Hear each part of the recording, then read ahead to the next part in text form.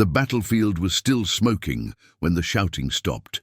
Cannon fire that had roared for hours faded into the distance, and the air hung thick with the acrid stench of powder, churned mud, and blood that had soaked deep into the earth. For the men in blue who had survived the slaughter, victory was not theirs, but neither was death. They were now prisoners, and the war, which they had thought they understood, was about to change into something far darker. Hands bound behind their backs, boots removed to prevent escape, they were herded like livestock from the field they had fought so hard to hold. Many were too weak to resist, stumbling over the bodies of friends and foes alike, driven forward, at bayonet point by grey-clad soldiers whose own faces betrayed exhaustion and bitterness. The wounded were given no mercy. Those who could not walk were left where they fell, and for many, a shallow grave under foreign soil was the final chapter of their service. In the first hours of capture, many Union soldiers still clung to the idea of honorable imprisonment. The laws of war, after all, dictated that captives were to be treated humanely, housed, fed, and returned when the fighting ended. Officers told them that they would be exchanged soon, that their ordeal would be brief, that they might even be home by Christmas.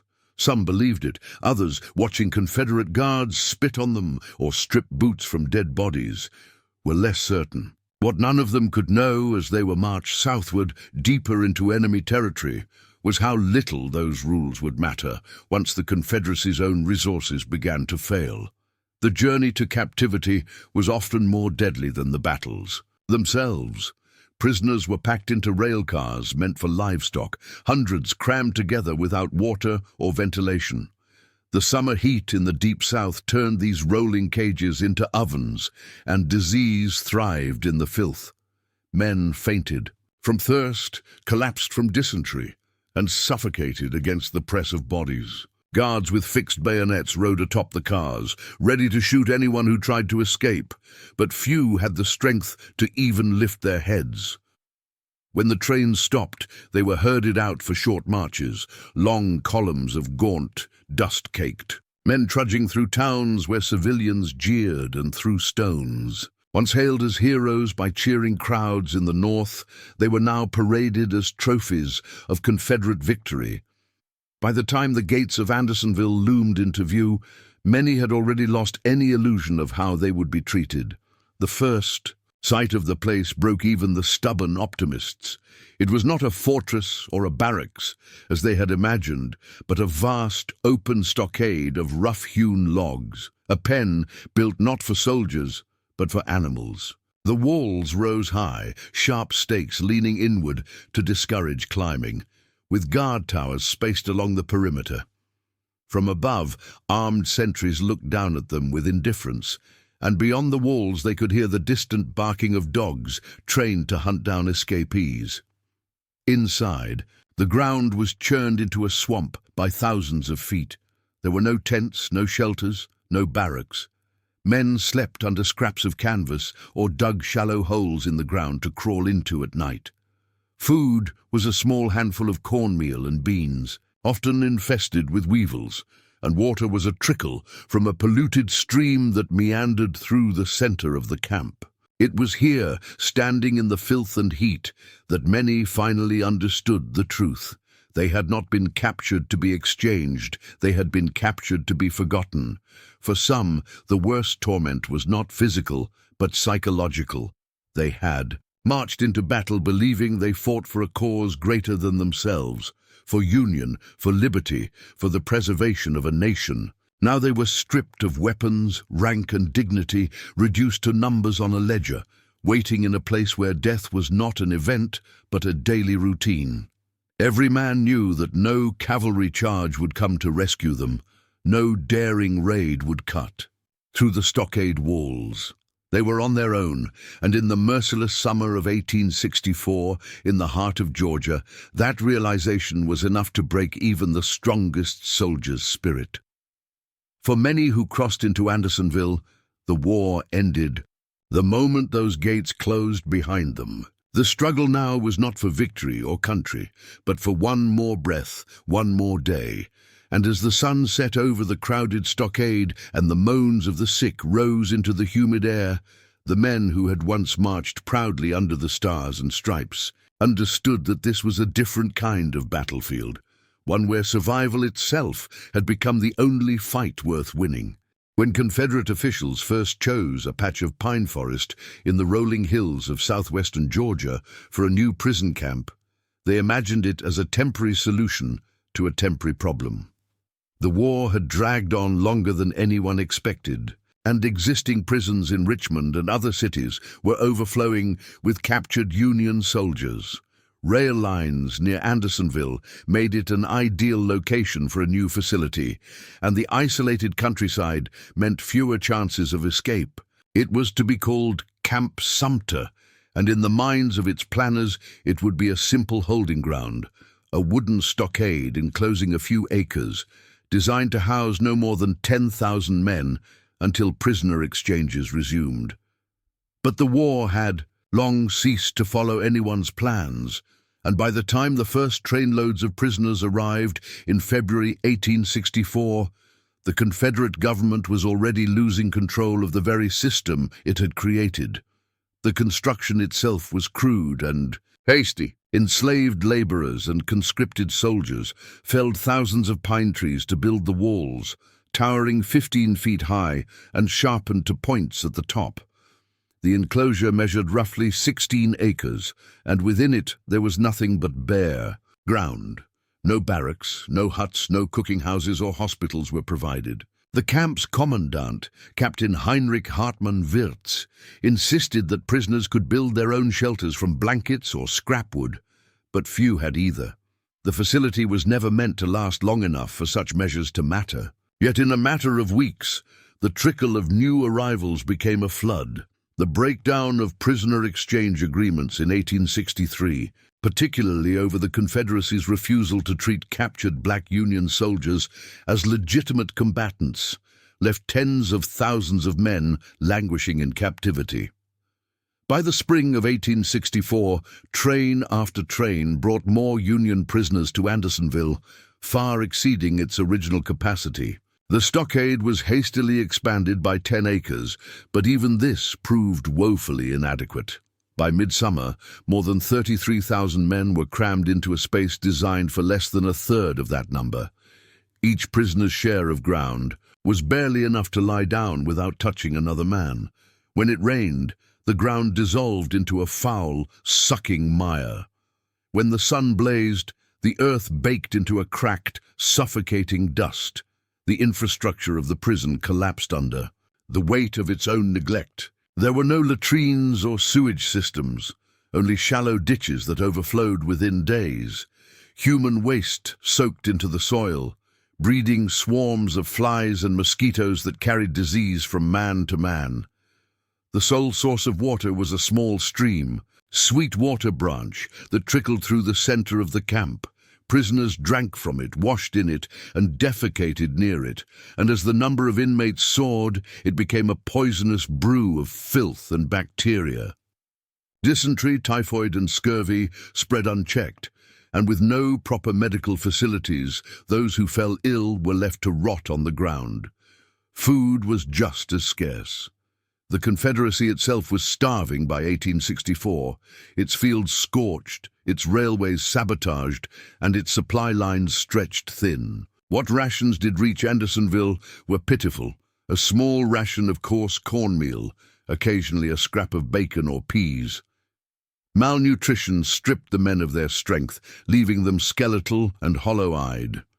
Without fresh vegetables, scurvy ravaged their bodies, rotting gums and loosening teeth until even swallowing became agony. Some prisoners resorted to digging through the filth for stray grains of corn. Others traded the last of their possessions, a watch, a button, a scrap of uniform cloth, for a crust of bread from a guard. The prison's commandant defended the camp by pointing to the South's own desperate shortages, but the scale of suffering went beyond mere deprivation. Overcrowding turned even small wounds into death sentences. Men too weak to stand were trampled by those searching for space. Disease swept through the population with mathematical inevitability, and with every new arrival, the situation grew worse. Prisoners who entered Andersonville healthy often succumbed within weeks, their bodies unable to endure the filth, hunger, and exposure. By late summer, the camp had become a living graveyard. A city of the condemned sprawled beneath the open sky. At night, the groans of the sick and dying echoed against the stockade walls, a grim chorus that never stopped. There was no medicine, no sanitation, and no hope. What had been conceived as a temporary holding pen had transformed into one of the most infamous symbols of the Civil War, a place where thousands of men, once soldiers, now waited only for death. Andersonville had not been built to last, but its legacy would endure far longer than the war itself, carved into memory by the suffering of those who had no choice but to endure it. The men noticed it the moment they were marched into the stockade, a narrow strip of ground marked by a waist-high wooden rail that ran the entire perimeter of the camp, roughly 20 feet inside the towering log walls. It was nothing more than a crude fence, flimsy and unfinished in places, yet it commanded a presence that none dared challenge. Guards on the catwalks above had only one order regarding it.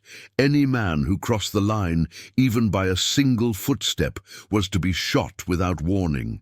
They called it the deadline, and it quickly became more than a physical barrier. It was a boundary between misery and certain death. A psychological weapon designed to remind every prisoner just how powerless he truly was. At first, some men underestimated its importance. A few, desperate for shade or simply unaware of the rule, wandered too close. The crack of a rifle would ring out and another body would slump into the mud. Others tested it deliberately, hoping that perhaps the guards would show mercy or issue a warning. They never did. Within days of arriving, everyone inside Andersonville knew that the deadline was not an empty threat. It was absolute. Men spoke of it in whispers, pointing out the bloodstains near the rail where unlucky souls had fallen. Their names were rarely remembered. They became warnings rather than men. The space between the deadline and the wall was a barren strip, devoid of tents or debris. Nothing was ever left there because retrieving even a blanket blown by the wind meant risking a bullet. When storms swept through the camp and driving rain pushed flimsy shelters toward the forbidden zone, men clung to them with desperate strength, terrified they might be forced to choose between exposure and death. It wasn't uncommon to see a hungry man watch a piece of bread roll slowly toward the rail and simply let it go, knowing that reaching for it could be the last thing he ever did. The guards, often teenage boys or old men unfit for the front lines, took a grim pride in enforcing the rule. Many were underfed and resentful themselves, and shooting a prisoner offered a momentary illusion of control. Some even joked about it, calling the shots Andersonville promotions. Prisoners learned to fear not just the deadline itself, but the men behind the rifles, men who might fire out of boredom, hatred, or simply to break the monotony of guard duty. The unpredictability of it added another layer of terror. You could die for a misstep, for a stumble, for leaning too far toward the wall while trying to relieve yourself. The psychological toll was immense. Hunger and disease might weaken a man's body, but the deadline broke his spirit. It was a daily reminder that escape was not an option, that death was always just a step away, and that the guards held absolute power over life and death. The fence carved the camp into two worlds. One of the living, crowded and filthy, and one of the dead, silent and empty. Men would sit only a few feet from it, staring at the grass that grew untouched beyond, as if that thin strip of earth represented the freedom they once fought for. Some prisoners dreamed of charging it, of taking a bullet and ending their suffering. Quickly, For those racked by disease or consumed by despair, the deadline became an invitation, a final, easy way out of a life that no longer felt like living. Others found strength in refusing to let it claim them.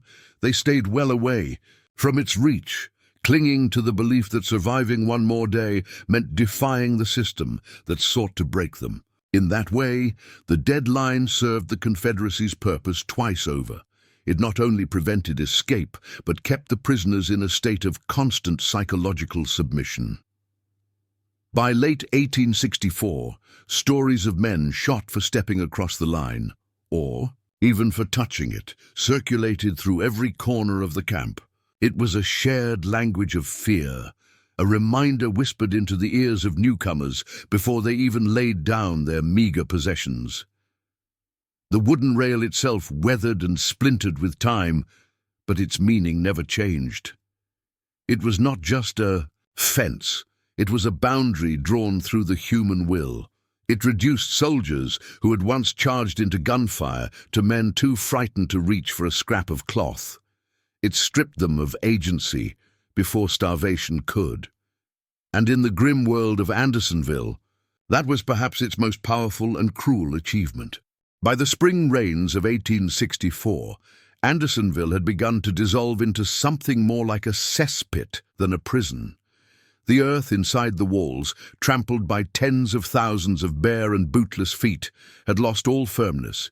Each downpour turned the ground into a foul slurry, a stew of mud, human waste, rotting scraps of food, and the runoff from hundreds of makeshift shelters. The camp sat in a shallow basin, and water pooled in every low place.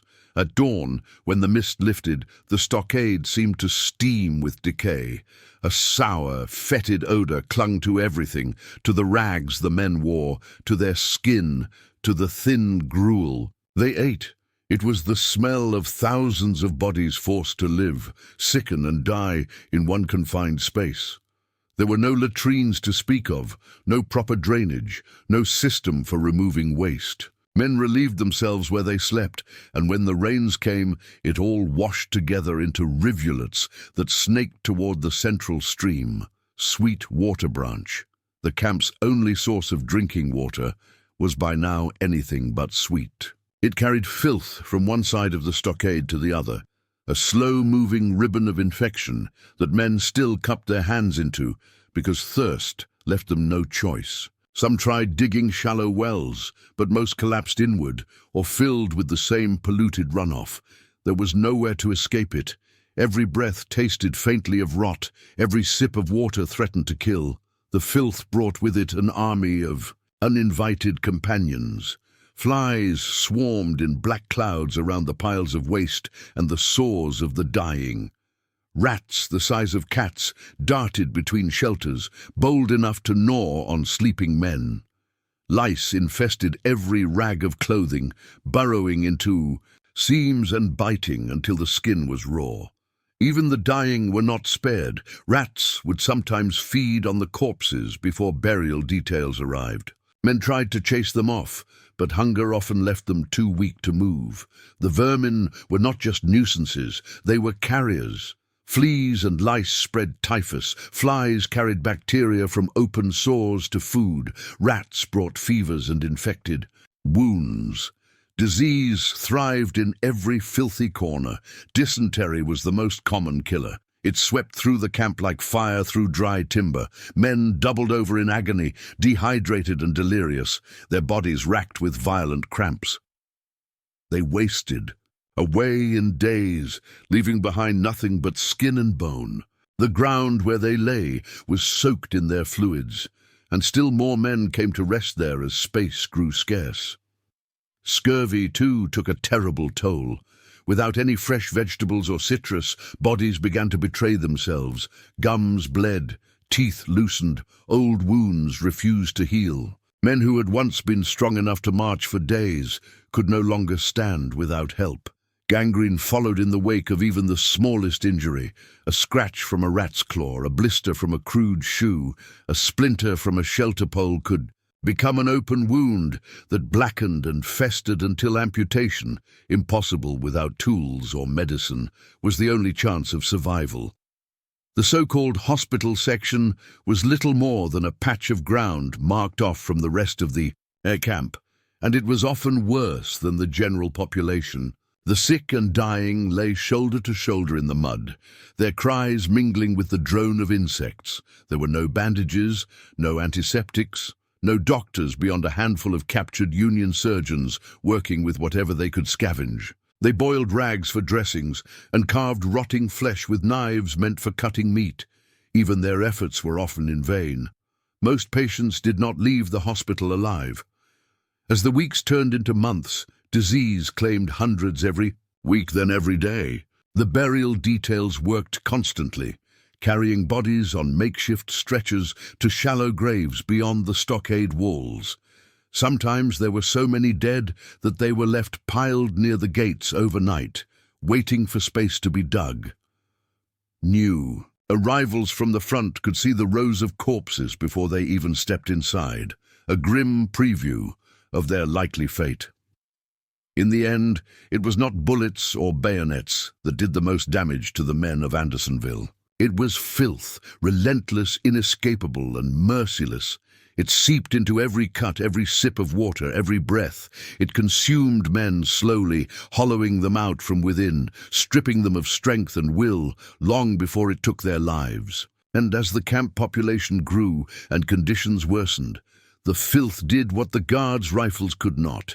It broke them down completely, body and soul, until they were no longer soldiers or prisoners, but merely survivors, clinging to life. In a swamp that had once been a patch of pine forest and was now a monument to human suffering. It was just a trickle when they first saw it. A narrow stream winding lazily through the center of the camp, its clear surface reflecting the harsh Georgia sun. Sweet Water Branch, the guards called it, as if its name could disguise what it truly was. For the tens of thousands trapped inside Andersonville's walls, it was the only source of water, for drinking, for cooking, for washing, for everything that sustained or degraded life. Men staggered toward it on their first day in the stockade, cupping their hands and gulping down its cool current, as if it were a gift from heaven. Within weeks, that gift had turned into something far more sinister. The prison's population swelled, and the stream's fate was sealed. There was no system to separate waste from water, no sanitation plan, no designated bathing area. Everything flowed into the same sluggish current. Men bathed their sores upstream while others, too, weak to crawl to the far end, defecated a few feet away. Laundry was scrubbed beside the same spot where bodies were dragged to rinse off before burial. By midsummer, the water was no longer clear but cloudy and brown, its surface coated in a greasy sheen from human filth and decay. It smelled foul, sour, and sickly, but still men bent to drink from it, because thirst was stronger than disgust. Those who hesitated often paid a price for their caution. The Georgia sun was merciless, baking the stockade into an oven and leaching water from the body faster than any man could endure. Rations, a handful of cornmeal and the occasional scrap of meat, offered little moisture. Without the creek, dehydration would kill them within days. So they crawled to its banks and swallowed disease by the mouthful, knowing the risk and hating themselves for it. Dysentery spread like a curse, racking bodies with unstoppable waves of cramping and diarrhea that only deepened the contamination. Typhoid followed close behind, and soon the stream was not a lifeline, but a conveyor of death. Each day, the burial details came to the creek's edge to collect the dead. Some were found face down in the water, having collapsed mid-drink. Others lay nearby, too weak to crawl back to their shelters. Their bodies were dragged away by the ankles, leaving grooves in the muddy bank. The cycle was unrelenting.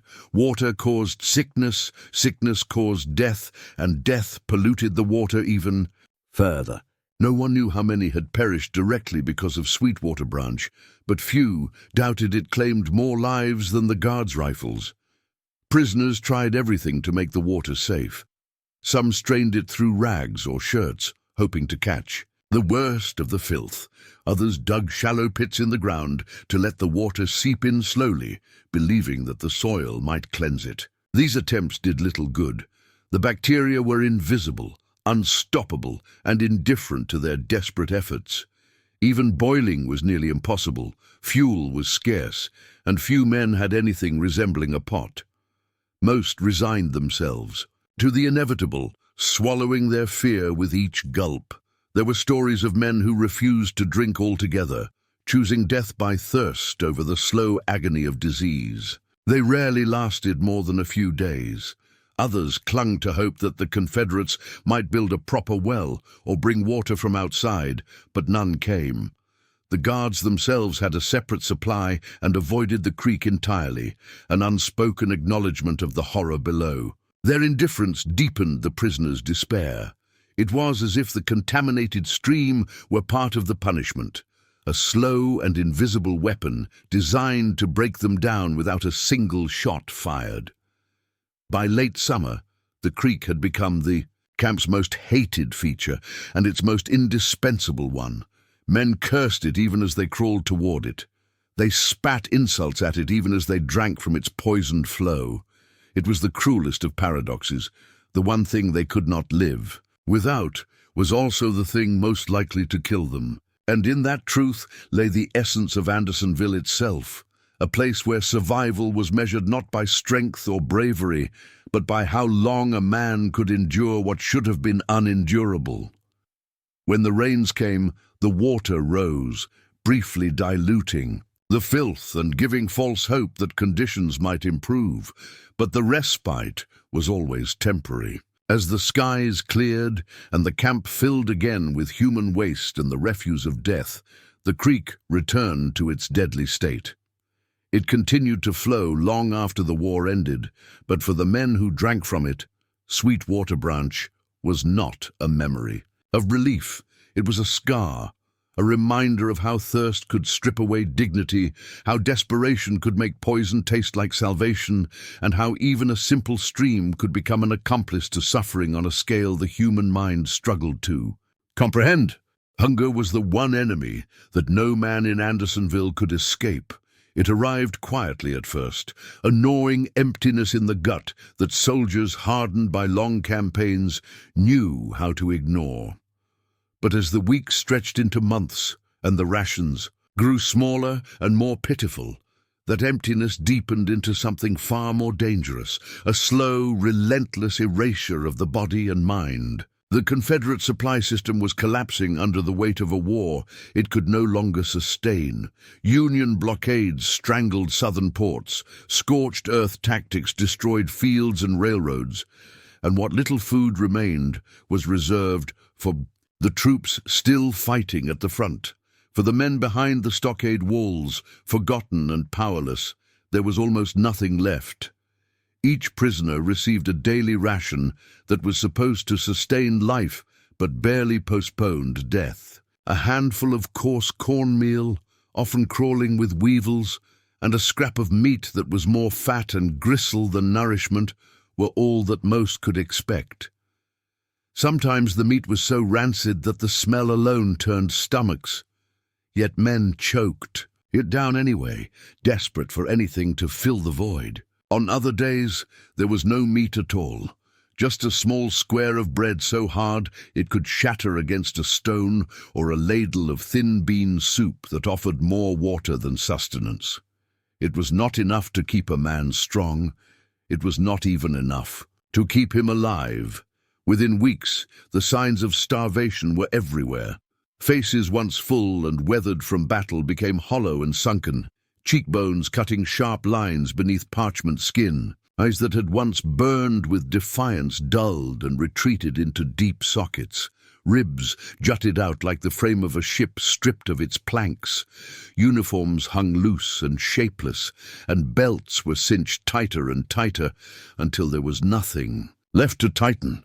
Men who had marched 20 miles a day now struggled to crawl a few feet. Some could no longer rise from the ground at all, lying motionless in the mud and filth, too weak even to swat away the flies that crawled across their faces. Hunger did more than destroy the body.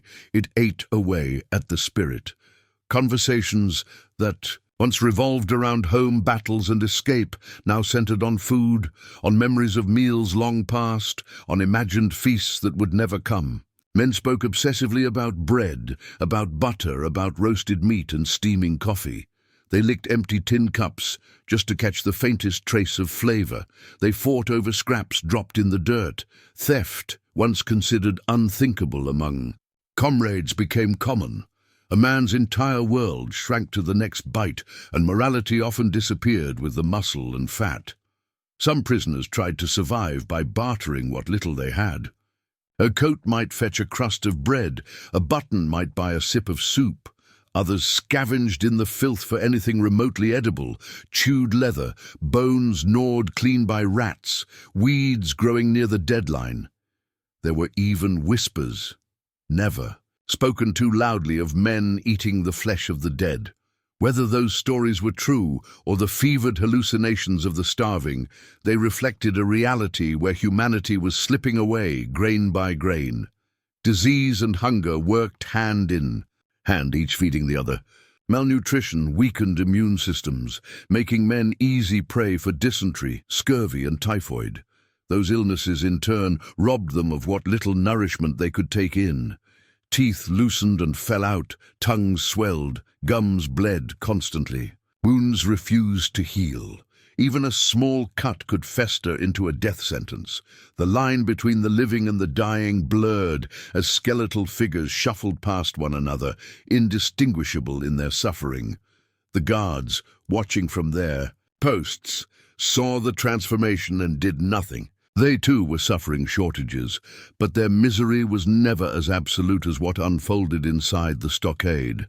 Confederate officials claimed that they lacked the resources to feed their prisoners, but many of the captives knew the truth. They were low on the list of priorities, and their starvation was as much neglect as necessity. By late 1864, most men inside Andersonville had lost a third, often half, of their body weight. Many no longer resembled soldiers at all. They were husks, shadows of the men who had once marched proudly beneath the Union flag, now crawling through the mud in search of crumbs. Some simply wasted away where they lay, their bodies consuming themselves until there was nothing left. Others drifted into delirium, speaking to people who were not there, reaching for meals that existed only in their minds. Hunger did not kill quickly, like a bullet or a bayonet. It killed slowly, deliberately, stripping a man of strength, dignity, memory, and finally breath. And in that slowness lay its cruelty. There was no moment of decisive struggle, no final act of defiance, only the long, silent fading of thousands, of men into nothingness. By the time the war ended, many who survived would carry the marks of starvation for the rest of their lives, their bodies and souls forever shaped by the days they spent wasting away behind the walls of Andersonville. The cruelty of Andersonville did not come only from the guards in gray or the orders from Richmond. Some of the worst suffering came from within the walls themselves. Hunger, thirst, and despair stripped away the veneer of discipline and comradeship that once bound Union soldiers together. In the absence of law, a new order emerged, one built not on duty or brotherhood, but on brute strength and ruthless opportunism. It began with small thefts, desperate men snatching crumbs of bread or bits of cloth from the weak. But as the camp population swelled and starvation deepened, that desperation hardened into something organized and far more dangerous. They called themselves the Raiders, and they were Union soldiers too, or at least they had been once. Now they were predators, a loose confederation of thieves and killers who ruled entire sections of the stockade through fear. At first they operated under the cover of darkness, slipping into shelters and cutting straps from sleeping men's haversacks. But soon they grew bolder. They moved in gangs, surrounding their victims in broad daylight and beating them senseless before stripping them of whatever possessions they still had. A blanket, a spoon, a crust of bread. Anything could make a man a target. The raiders were not just thieves, they were a system. They had leaders, lieutenants, and muscle. They parceled out territories and demanded tribute from weaker prisoners. Those who resisted were beaten, sometimes to death, their bodies left in the mud as a warning. The guards did nothing to stop them. To the Confederates, the violence served a purpose. It kept the prisoners divided, turned them against one another, and made them easier to control. A fractured camp would never organize an escape or resist authority. For the ordinary prisoner, life became a constant balance between two dangers: the slow death of hunger and disease, and the swift brutality of the raiders. Men built crude weapons. Clubs carved from a firewood sharpened scraps of metal, not to fight the guards, but to defend themselves from their own countrymen. New arrivals, still clinging to ideals of military discipline and brotherhood, quickly learned that the enemy within could be deadlier than the one beyond the walls. The breaking point came in the summer of 1864. The violence had grown intolerable. Prisoners were murdered over handfuls of meal. Entire shelters were burned by the raiders in displays of dominance. Rumors spread that they were plotting to seize control of food distribution entirely. Desperation turned into resolve, and for the first time, the powerless decided to fight back. A group of determined prisoners, many of them veterans and natural leaders, began to organize a resistance. They called themselves the Regulators. Their mission was simple: bring order to the chaos, even if it meant killing their fellow prisoners. To do it, the confrontation that followed was swift and brutal. Armed with clubs and whatever scraps of metal they could find, the Regulators launched coordinated raids on the raiders' strongholds within the camp. Fights broke out in the mud, and men who had once served side by side in the same regiments now swung weapons at one another with feral rage. Some of the raiders were beaten nearly to death before they were captured. Others tried to flee, but found nowhere to go. There was no escape from the stockade, and no refuge from justice. Once the raiders were subdued, the Regulators did something extraordinary. They held trials. Witnesses were called, accusations made, and verdicts rendered, all within the confines of the prison walls. It was a desperate imitation of the justice that had vanished from their lives. A reminder that even in a place designed to erase humanity, men still sought order and accountability. The most violent of the raiders, 6 of them, were sentenced to death. With the approval of Captain Wirtz, they were hanged before a crowd of thousands. The rest were flogged, beaten, or banished to the outskirts of the camp. For a brief moment, the stockade felt different. The violence lessened. The weak could sleep without fear of being robbed in the night. But the victory was a hollow one. The food was still scarce, the water still poison, and death still stalked every corner. The Regulators had not saved the prisoners from their suffering. They had merely removed one layer of it. Yet in that bloody uprising lay a small, stubborn truth. Even in the depths of despair, even when stripped of everything, men still clung to the idea of justice, and sometimes they were willing to fight and die for it. The memory of the raiders lingered long after they were gone. They were a reminder of what starvation and hopelessness could do to a man, how easily soldiers could become predators when the thin fabric of civilization tore apart. But they were also a testament to the resilience of those who refused to surrender, to that darkness. Men who, even in a place as hopeless as Andersonville, still believed that there was a line between survival and savagery. There was no hospital in Andersonville in any meaningful sense of the word. There were no rows of clean cots, no white-coated surgeons, no shelves lined with medicines. There was only a patch of trampled earth set aside from the rest of the camp, a place where the sick and dying lay in heaps beneath the open sky. Flies buzzed constantly over their bodies, drawn to the oozing sores and infected wounds that no one had the means to treat. The smell was overwhelming, a rancid mix of sweat, blood, pus, and decay, and yet men crawled there by the hundreds because they had nowhere else to go. The Confederate authorities offered almost nothing in the way of medical care. Their own hospitals were stretched beyond capacity, and there were no supplies to spare for prisoners. Most guards viewed the sick as already dead and saw little reason to waste effort on them. If a man was too weak to stand, he was left to lie where he fell. If he was too sick to eat, he starved. And if disease took him, his body was hauled away at dawn like so much refuse. Yet within this landscape of neglect, small pockets of resistance formed. Among the prisoners were trained physicians, surgeons and medics who had once served in Union field hospitals, and they refused to do nothing. These men, stripped of their instruments and supplies, became inventors as much as doctors. They crafted scalpels from sharpened scraps of metal, scavenged from ration tins. They boiled strips of old clothing to make crude bandages. They pounded herbs and leaves from the sparse vegetation around the stockade into pastes they hoped would draw out infection. Mud was used to cool fevered brows, while ash and charcoal were pressed into wounds to stop bleeding. They worked with whatever they had, improvising remedies that in any other context would have been laughable. In Andersonville, they were all that stood between life and certain death.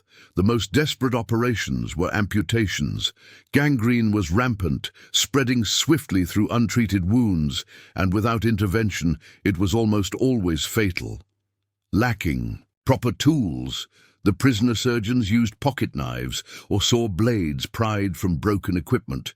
A heated bayonet or iron rod served as a cautery to seal blood vessels and prevent infection. There was no anesthesia beyond a piece of wood to bite down on, and a prayer that unconsciousness would come quickly. Many men died on the ground before the crude surgery was over.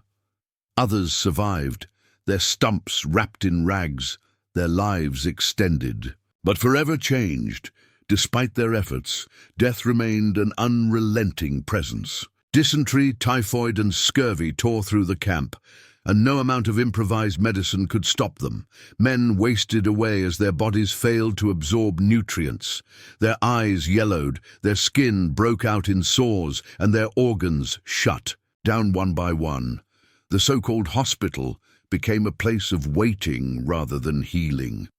Each morning the living and the dead lay side by side until burial details came to drag away the corpses, often stepping over the still breathing as they did. Yet amid this horror, stories circulated of men who survived against all odds. A soldier, whose arm had turned black from infection, walked again after an amputation performed with nothing more than a dull blade and a strip of leather for restraint.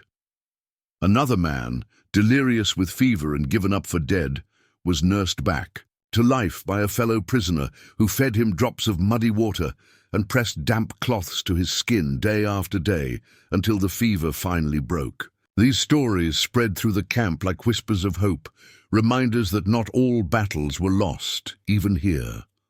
The prisoner doctors themselves were often in worse condition than their patients. They labored with trembling hands, weakened by hunger and disease, pushing their bodies beyond exhaustion to save lives that most would have written off. They had no medicines, no antiseptics, no instruments worthy of the name. What they had was knowledge, determination, and a stubborn refusal to surrender to the indifference that surrounded them. It was not enough to save everyone. It was not enough to save most. But it was enough to save some, and in Andersonville that was a victory. By the late summer of 1864, the camp's hospital was nothing more than a patchwork of misery, but it stood as a testament to the resilience of the human will.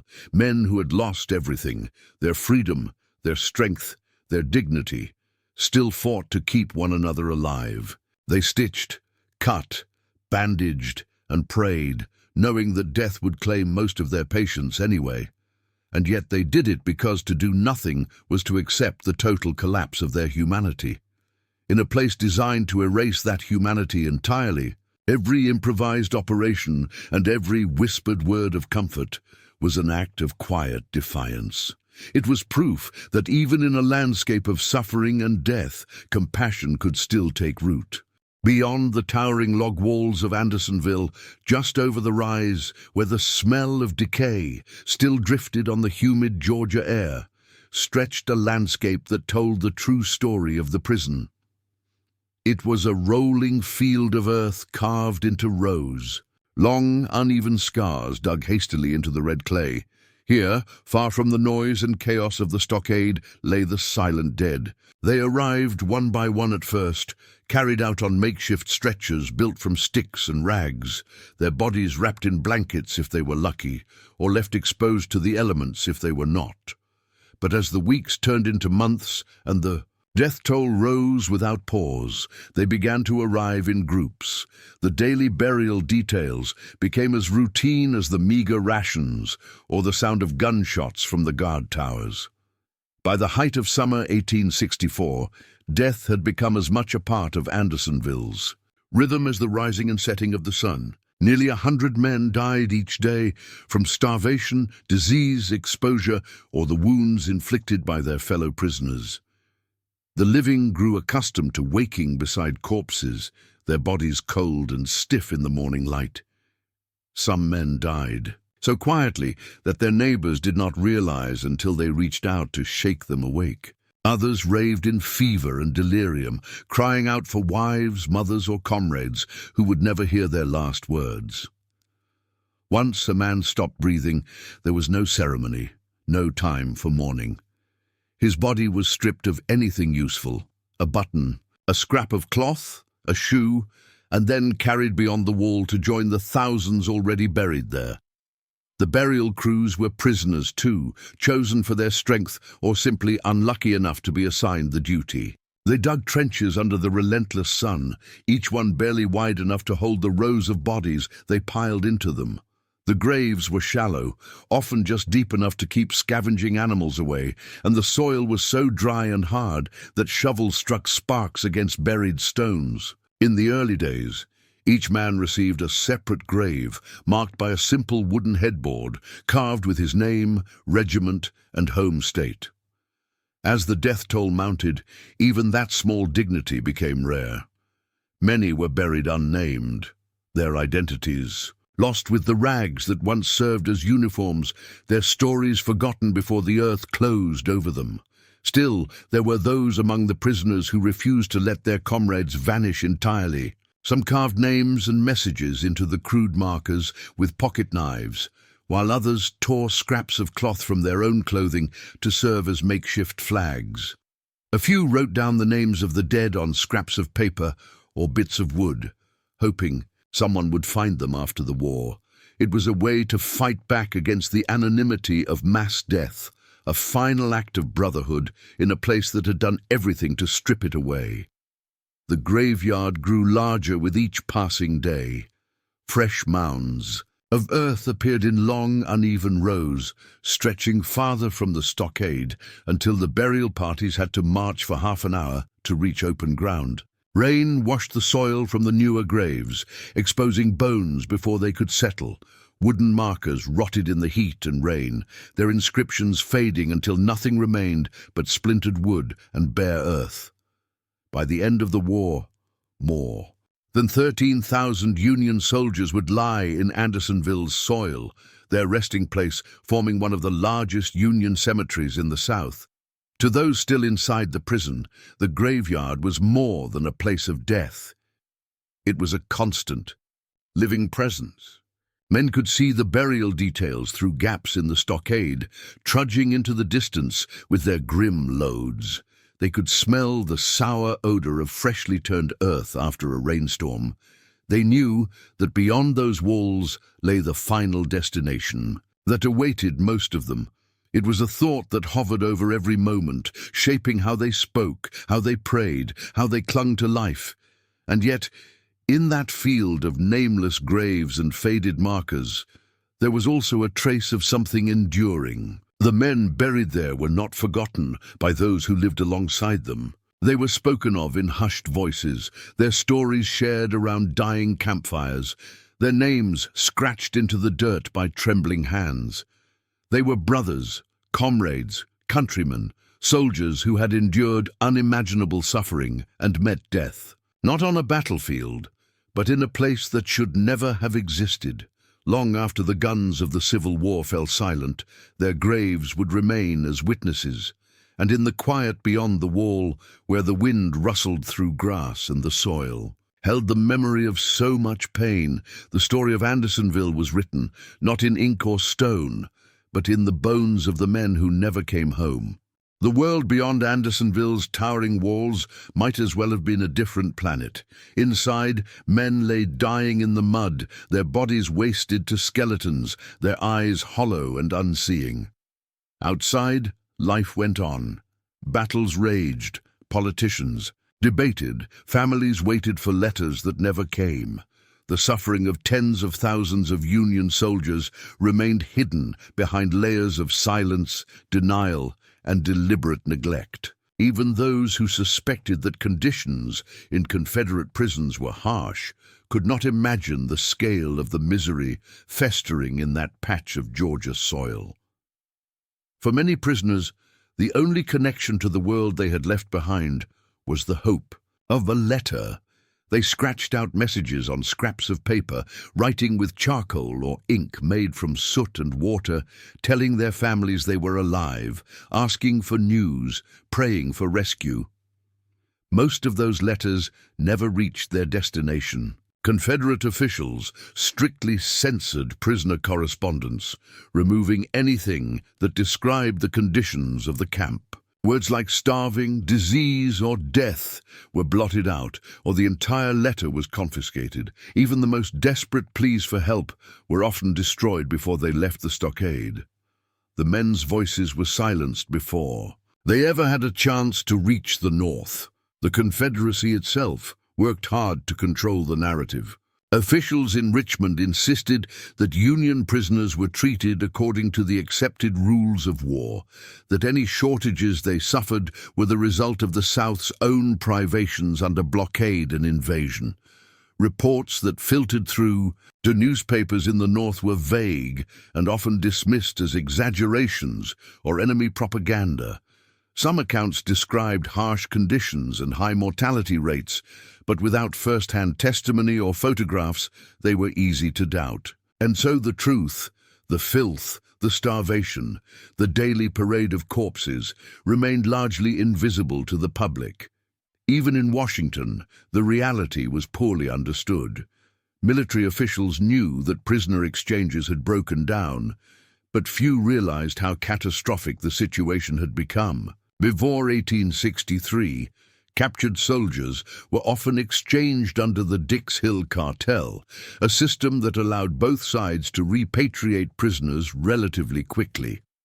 That system collapsed when the Confederacy refused to treat captured black Union soldiers as legitimate combatants, threatening to sell them into slavery or execute them outright. The Union responded by halting all exchanges until the Confederates recognized black troops as soldiers. It was a moral stand, one President Lincoln refused to compromise, but it came at a devastating cost for those languishing in Southern prisons. Month after month, the negotiations stalled. Confederate authorities demanded a return to the old system without addressing the status of black soldiers. Union leaders insisted on equal treatment, and while diplomats and generals argued over terms and principles, the men in Andersonville died by the hundreds. They were the collateral damage of a larger political struggle, their suffering unseen and their sacrifices unacknowledged. A few rumors did escape the prison, carried by escaped prisoners or exchanged officers. They spoke of horrific conditions, of starvation and disease, of men dying faster than they could be buried, but without corroborating evidence, their stories were often met with skepticism. How could thousands of men be allowed to waste away without anyone intervening? How could the United States Army, with all its power and resources, fail to save its own soldiers? The idea was too monstrous for many to believe. Meanwhile, Southern newspapers published carefully worded stories portraying Union prisoners as well-fed and healthy, even suggesting that they were better off than Confederate soldiers in the field. Sketches and descriptions painted a picture of orderly camps and humane treatment, designed to placate critics abroad and reassure sympathizers at home. The reality of men drinking water laced with excrement, of bodies stacked for burial by the dozens, of starvation so severe that men ate rats and weeds, was nowhere to be found. By the end of 1864, Andersonville had become a place that existed almost entirely outside the consciousness of the world. For those inside, it was the whole universe, a place where time blurred, where seasons were marked not by calendars, but by waves of disease and death. For those outside, it was a rumor, a footnote, a distant concern overshadowed by the march of armies and the politics of emancipation. Only after the war, when photographs of the survivors, skeletal, hollow-eyed and barely clinging to life, began to circulate, did the full horror come into view. But during those long months of captivity, the silence was total. No newspapers carried their cries. No speeches in Congress mentioned their names. Families waited by windows for letters that would never arrive. And inside the walls, the men who were dying by the hundreds each week knew the bitter truth. They were not just prisoners of the Confederacy. They were prisoners of a larger indifference. Forgotten by those with the power to save them, they faded from the world one by one, leaving behind only the shallow graves beyond the stockade and the terrible silence that had allowed it all to happen. Hope was a dangerous thing inside Andersonville. It could keep a man alive when his body had no strength left, but it could also destroy him more completely than hunger or disease ever could. By the summer of 1864, with death claiming hundreds, each week hope became a currency, traded more fiercely than bread or water. It arrived not in letters or official announcements, but in whispers. Rumors passed from man to man in the darkness, stories of prisoner exchanges about to resume, of trains being prepared, of orders signed and sealed in distant capitals. Each tale had its own details, its own imagined timeline, but they all promised the same thing: freedom was coming. Those whispers moved faster than disease. A man too weak to crawl one day would rise and try to stand the next, clinging to the belief that if he could survive just a few more days, just long enough for the exchange to begin, he might yet see his home again. Men counted days and weeks by the latest gossip, marking time with imaginary deadlines. When those days passed without change, they simply moved the goalpost further. Maybe it was delayed by rain. Maybe a general had fallen ill. Maybe the Confederates were preparing the paperwork.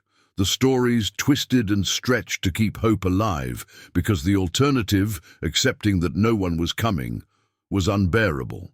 The Confederate guards, perhaps sensing the power that hope held, sometimes fueled the rumors themselves. A sympathetic sentry might mention hearing that Washington had agreed to new terms.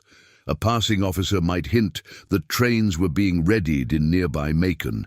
None of it was ever confirmed, but none of it was entirely denied either. Hope, after all, was a useful tool. It kept the prisoners docile, less likely to riot or attempt desperate escapes. It bought time for a Confederacy that had nothing left to give. Weeks became months, and still the exchanges did not come. Men who had survived battles at Shiloh and Gettysburg, who had endured the tortures of starvation and disease, began to lose their grip on reality. They dreamed of walking through their front doors, of wives waiting on porches, of children running to meet them. Some even swore they could smell the bread baking in their kitchens or feel the breeze of their hometown streets. When another week passed and they were still trapped behind the stockade walls, The disappointment crushed them. Men who had fought to survive for months simply lay down and stopped eating. Others wandered the camp aimlessly, their eyes empty, their minds broken by the betrayal of hope. And yet in time, some of those rumors proved true. In the winter of 1864 and into 1865, as the Confederacy's grip on the war slipped away, limited exchanges did resume. Prisoners were paroled and sent north by rail and steamboat, but by then, for many, the damage was irreversible. They left Andersonville so skeletal and frail that they had to be carried onto the trains. Their uniforms hung from their frames, like rags on a scarecrow. Their skin clung tightly to bone, and their hair fell out in clumps. When they arrived at Union hospitals, doctors struggled to believe they were soldiers at all. Some wept when they caught sight of the stars and stripes. Again, others could not speak, their voices reduced to faint rasps by months of malnutrition. Many died before they could be reunited with their families, their bodies simply too ravaged to recover. They had clung to life with a ferocity that defied logic, but freedom had come too late for their bodies to make use of it. In some cases, they survived only a few days, long enough to dictate a final letter home or feel the warmth of a familiar hand before slipping away. For those who did recover, life after Andersonville was marked by scars that never truly healed. They bore the physical consequences: chronic illness, permanent disability, digestive systems ruined beyond repair. But the psychological wounds were often worse. They woke from nightmares believing they were still behind the stockade walls. The sound of running water reminded them of the poisoned creek. The smell of bread brought back memories of starvation so severe that it hurt to chew. Inside Andersonville, hope had been the last weapon left to the dying. It was the reason men rose each morning and the reason they endured one more night. But it was also a cruel trick, a promise that came too late for thousands who might have been saved if it had arrived weeks or even days earlier. When the gates finally opened and the survivors staggered into the sunlight, they left behind not only the bodies of their fallen comrades, but the pieces of themselves that hope had broken. And in the long, painful years that followed, they carried with them the bitter knowledge that the thing that had kept them alive had also, in the end, been the thing that destroyed them. By the winter of 1864, the war that had once seemed endless was drawing to its inevitable conclusion. The Confederate States, once confident of independence, were crumbling from within. Railroads lay in ruins, supply depots burned, and entire regions were stripped bare by Union armies sweeping across the South. Nowhere was the collapse felt more brutally than within the stockade at Andersonville. The men imprisoned there had been abandoned long before the Confederacy itself began to die, but as its power disintegrated, their suffering entered a final, desperate phase. The first sign of change came not with a shout or a volley of gunfire, but with a strange silence. The guards who once patrolled the catwalks with rifles at the ready were fewer each day. Some slipped away under cover of darkness, deserting to return to their families as Union armies drew closer. Others were conscripted into hastily formed militia units, pulled from the prison to defend collapsing lines elsewhere in Georgia. The remaining sentries were older men, boys, or those too ill to fight, thin and hollow-eyed, barely distinguishable from the prisoners they watched. The once menacing authority of the camp dissolved into neglect. As Sherman's armies cut a swath through Georgia on their infamous march to the sea, Confederate supply lines were severed beyond repair. The rations that had once been meager now became almost non-existent. Days passed without food deliveries. The thin handfuls of cornmeal sometimes failed to appear at all, and the scraps of meat, already foul and rancid, vanished entirely. Prisoners scavenged through the mud for anything remotely edible: roots, insects, scraps of leather. They chewed on wood shavings to fool their bodies into believing they were eating. Starvation, which had once killed slowly, now accelerated into a merciless culling. Disease, too, intensified in the vacuum of care. Without guards to enforce even minimal order, sanitation collapsed further. Waste overflowed into every corner of the camp, and the creek, long a channel of death, became a stagnant, poisonous stream. Dysentery, scurvy, and typhoid claimed. Hundreds each week. The makeshift hospital, already little more than a graveyard in waiting, became a place of silent despair. Men lay shoulder to shoulder in the mud, too weak to lift their heads, their eyes fixed on nothing. The few prisoner doctors still alive could do nothing but watch them fade. News of Sherman's advance filtered into the camp as rumors at first, whispers of burning cities, of Confederate armies scattering, of Union flags raised over once secure strongholds. The stories seemed too good to believe. After months of false hopes and broken promises, many prisoners refused to trust them.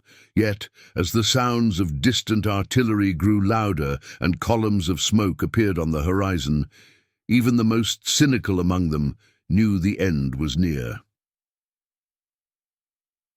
When the first Union scouts finally reached the outskirts of Andersonville in the spring of 1865, they found a place that hardly seemed part of the same war they had been fighting. The men inside the stockade were no longer soldiers in any recognizable sense.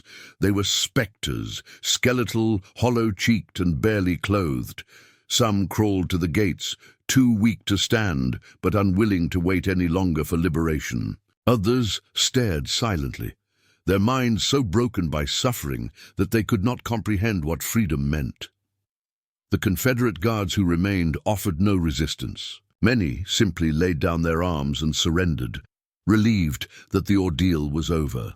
A few even wept when Union officers arrived, overcome by guilt or shame for what had happened under their watch. But there was no triumph in the liberation of Andersonville, no cheers or songs of victory. It was too late for the 13,000 already buried beyond the walls. It was too late for the thousands more who would die in the coming days and weeks, their bodies too damaged by starvation and disease to recover. The Union troops who entered the camp were horrified, hardened soldiers who had marched through battlefields, strewn with the dead and dying, stood speechless before the living corpses that greeted them. Many wept openly, while others cursed in fury at the cruelty that had allowed such suffering to exist. They did what they could, distributing food, tending to wounds, organizing medical evacuations, but it was a losing battle. For many of the prisoners, liberation was simply the final chapter in a long, slow death.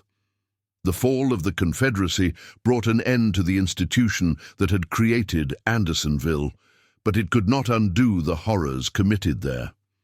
The stockade remained as it was, a scar on the land and a monument to human cruelty. In the months that followed, investigators would document its crimes, and its commandant would stand trial. Yet none of that could erase the memory of those final, starving days when an entire army's defeat played out not in glorious battles, but in the silent suffering of forgotten men. The war ended, but for thousands who never left Andersonville alive, peace had come far too late. When the war finally ended, and the gates of Andersonville swung open for the last time, the few who stumbled out were not the soldiers they had once been. They were emaciated, hollow-eyed survivors, barely recognizable as human beings, their bones pressing against skin, stretched thin as paper.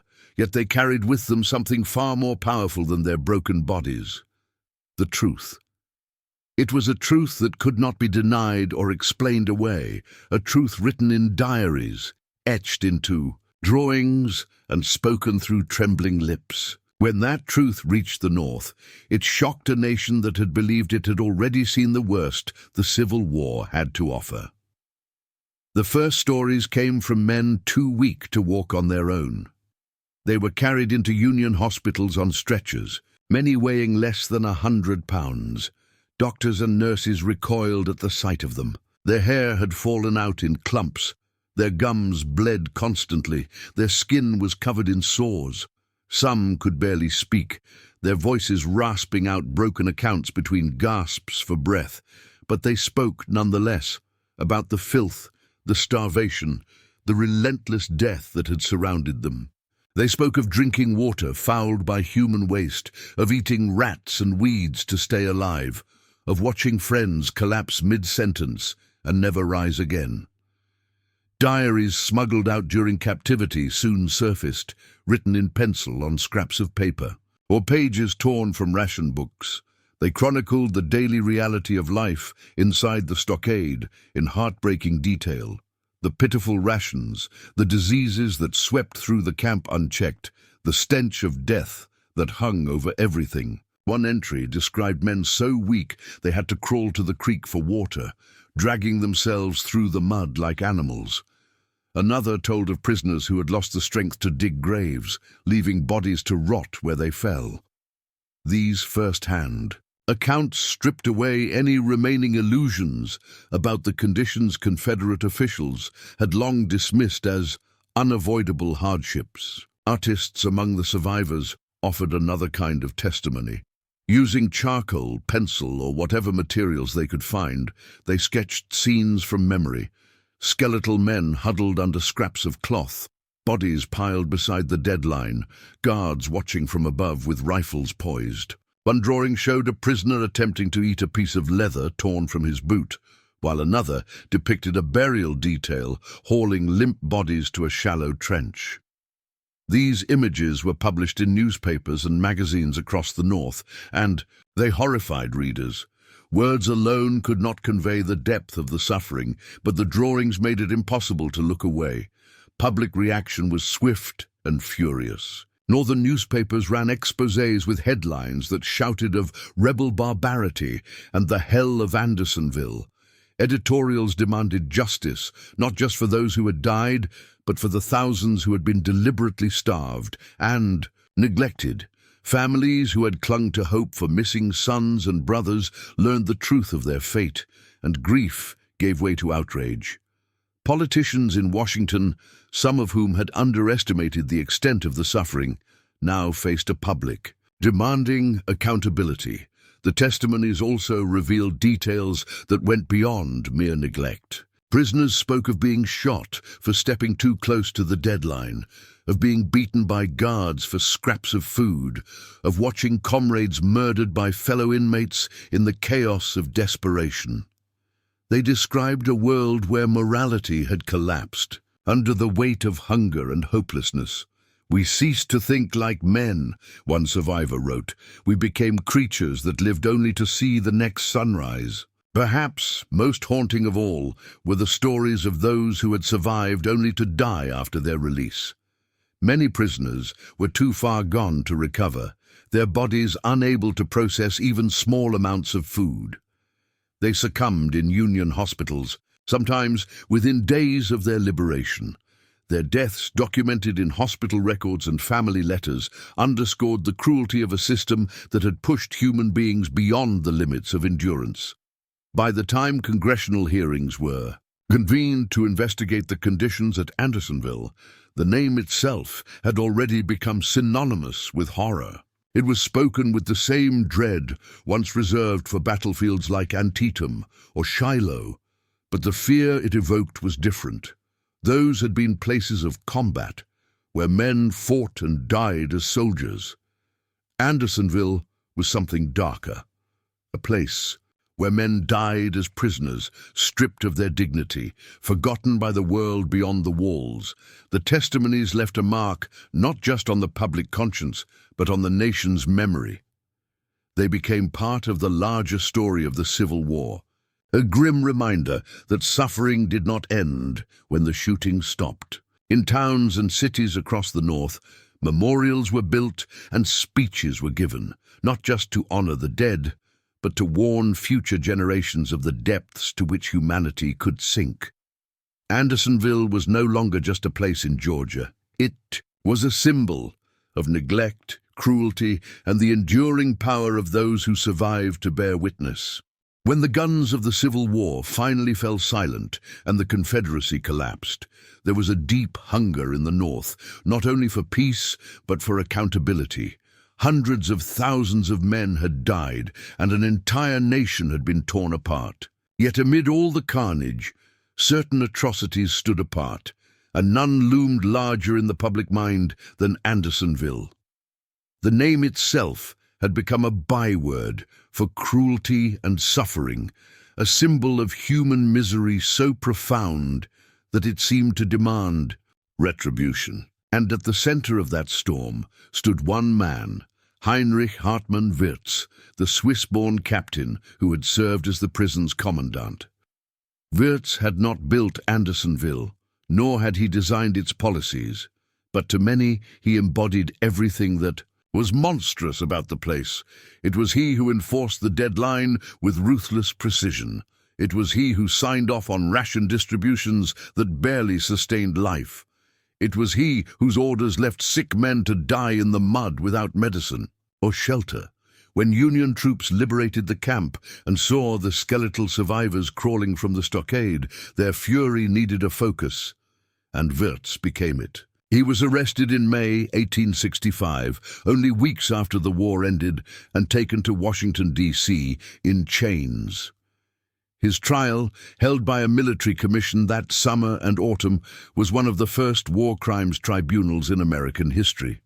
It was also one of the most sensational spectacles of the post-war era.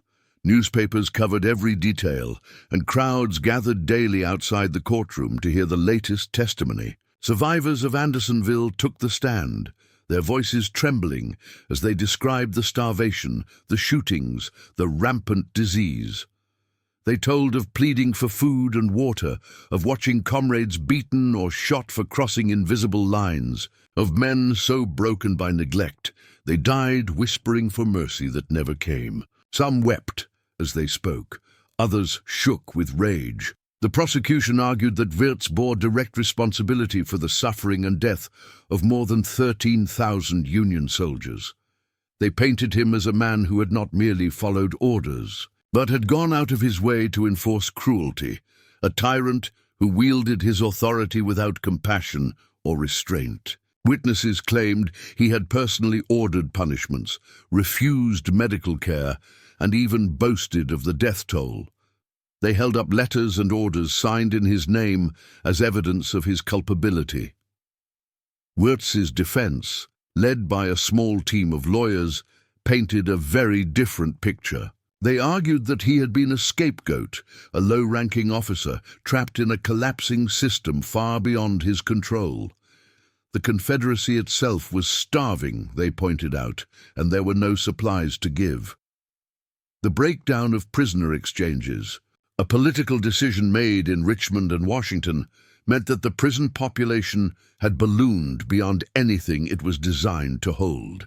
Wirz, they insisted, was simply following orders, doing what he could under impossible circumstances. Even some Union officers admitted that the larger failures of policy and logistics had played a role in the tragedy. But public opinion was not swayed.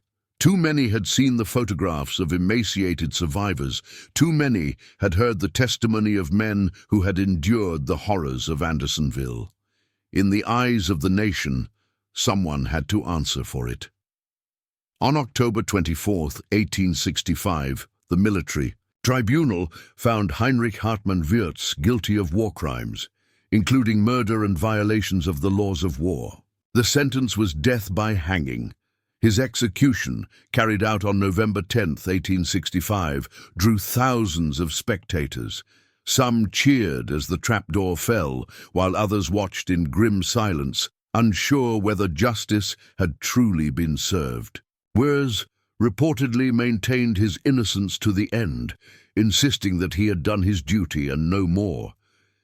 His death marked one of the few instances in which a Confederate official was executed for wartime conduct, and it set a precedent for how the United States would confront atrocities in future conflicts. Yet the trial did more than punish a single man. It ignited a fierce debate that still lingers in historical memory. Was Wirtz a monster, or was he a pawn in a larger machinery of cruelty? Did his execution bring justice for the dead, or did it merely satisfy a public thirst for vengeance? To the families of the men who had perished behind Andersonville's walls, the verdict felt like a measure of closure. But to others, it raised uncomfortable questions about responsibility, about the line between obedience and complicity, and about the nature of justice in war. In the decades that followed, historians would revisit Wirtz's case again and again, some portraying him as a villain who showed no mercy, others as a scapegoat, sacrificed to appease a grieving nation. But regardless of how his actions are judged, his name remains forever linked to Andersonville. His trial ensured that the horrors of that place would not fade quietly into history. They would be remembered, not just as a tragedy, but as a warning. Long after the smoke of the Civil War cleared and the nation began stitching itself back together, Andersonville remained a wound that refused to close. The stockade itself rotted away, its sharpened timbers collapsing back into the earth, but the ground beneath it was forever changed. Beneath that soil lay the remains of more than 13,000 Union soldiers, many of them unknown, buried far from the homes they longed to return to. Their suffering had ended, but their story was far from over. It lived on in the cemetery that rose where the burial trenches once scarred the Georgia clay, a quiet, solemn field where the dead spoke without words and the living came to listen. In the years immediately following the war, the U.S. government moved quickly to give the fallen of Andersonville the dignity they had been denied in life. Burial parties returned to the site, locating the scattered graves that had been hastily dug by fellow prisoners. Records kept by men inside the camp, including the work of Dorrance Atwater, a former inmate who had secretly copied burial lists at great personal risk, allowed many of the dead to be identified and reinterred properly, where once rough, wooden markers with names scratched by pocket knives had stood. White marble headstones now rose in neat, endless rows. Each stone bore a name, a regiment, and a state where possible. Many, however, were marked simply as unknown, a stark reminder of how thoroughly the war had erased individual lives. Visitors to Andersonville in the decades after the war often described the experience as haunting. The cemetery seemed to stretch on forever, row after row of small white markers glowing under the Georgia sun. At its center, a tall obelisk rose, dedicated to the memory of all who had perished there. Veterans and families traveled from across the country to walk among the graves, to kneel beside the names of fathers, brothers, and sons who had never come home. Some wept openly. Others stood in silence, tracing letters carved into stone, their hands lingering as if touching the dead themselves. Even those who had no personal connection to the place found it impossible to remain unmoved. The sheer scale of the cemetery, thousands upon thousands of graves, stretching farther than the eye could see, conveyed a sense of loss no speech could capture. Over time, Andersonville National Cemetery became more than a burial ground. It became a symbol of suffering, of endurance, and of the consequences of forgetting our shared humanity. School children visited on field trips, their teachers recounting stories of starvation, disease, and neglect.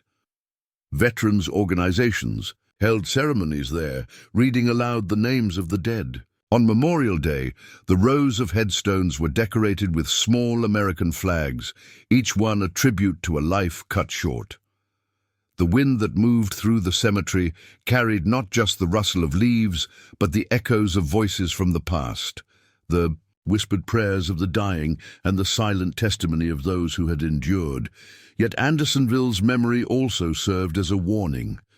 The site was not only a place to mourn, but a place to confront uncomfortable truths about what happens when the rules of war break down, when human beings are stripped of dignity and reduced to statistics, when hatred and indifference outweigh compassion. Politicians and generals spoke there of the lessons the war had taught, of the need for humane treatment of prisoners, and the obligations that nations bear even in times of conflict. Historians wrote of Andersonville not simply as a tragedy, but as a case study in the dangers of unchecked power and the ease with which cruelty can become routine.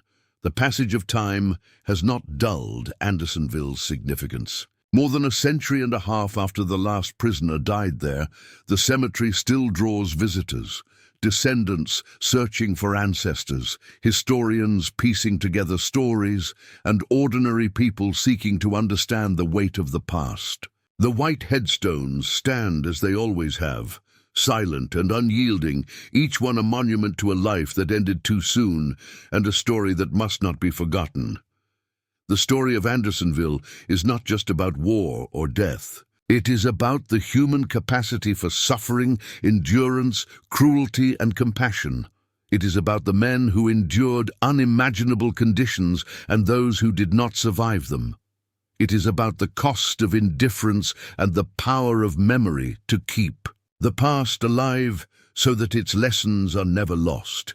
In the stillness of the cemetery, where rows of marble stretch across the Georgia soil, the dead of Andersonville continue to speak, reminding each new generation of what happens when humanity is stripped from war and of the responsibility the living bear to ensure it never happens again.